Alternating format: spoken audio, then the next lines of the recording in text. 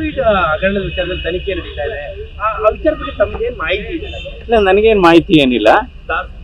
But ನಾನು task force ಮುಖ್ಯಸ್ಥನಲ್ಲ ಅಷ್ಟೇ. ನಾನು ಟಾಸ್ಕ್ ಫೋರ್ಸ್ ಮುಖ್ಯಸ್ಥನಲ್ಲಕ್ಕೆ ಇಲ್ಲ. ನಾವು ಒಬ್ಬರು ಇನ್ವೈಟೀಸು, ನಮ್ದೇನಿದ್ರು ಸಲಹೆ ಅಭಿಪ್ರಾಯ ಕೊಡೋಂಥದ್ದು, ಒಪಿನಿಯನ್ ಕೊಡೋಂಥದ್ದು ಅಷ್ಟೇ. ನಾನು ಟಾಸ್ಕ್ ಫೋರ್ಸ್ ಮುಖ್ಯಸ್ಥ ಅಲ್ಲ. ಕಾರಣ ನಿಮ್ಮ ವಿರುದ್ಧ ಒಂದಷ್ಟು ಆರೋಪಗಳು ಮತ್ತೆ ನೀವು ಪ್ರಕರಣದಲ್ಲಿ ನಿಮ್ಮ ವಿರುದ್ಧ ಗಂಭೀರ ಆರೋಪಗಳ ಜೊತೆಗೆ ನಿಮಗೆ ಸಂಕಷ್ಟ ಎದುರಾಗಬಹುದು ಅನ್ನೋ ಮಾತು. ಇಲ್ಲ ಸರಿ, ಫಸ್ಟ್ ಆಫ್ ಆಲ್ ನಾನು ಅದ್ರ ಮುಖ್ಯಸ್ಥನೇ ಅಲ್ಲ. ಓಕೆ, ಡ್ರಗ್ ಖರೀದಿ ಇರ್ಬೋದು, ಬೆಡ್ಗಳು ಖರೀದಿ ಮಾಡ್ತಾ ಇದ್ರ?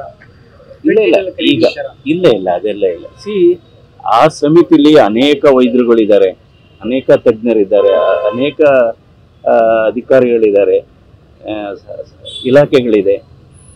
ನಂತರ ಅದು ಮೆಡಿಕಲ್ ಎಮರ್ಜೆನ್ಸಿ, ಗ್ಲೋಬಲ್ ಎಮರ್ಜೆನ್ಸಿ ಅದು.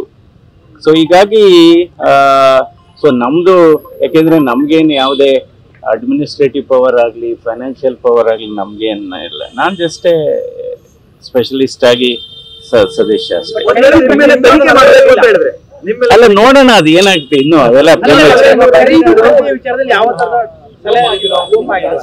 ನಮ್ದು ನಾನು ಹೇಳಿದ್ನಲ್ಲ, ನಾವು ಅದಕ್ಕೆ ನಮ್ದು ಏನಿದ್ರು ಸಲಹೆ.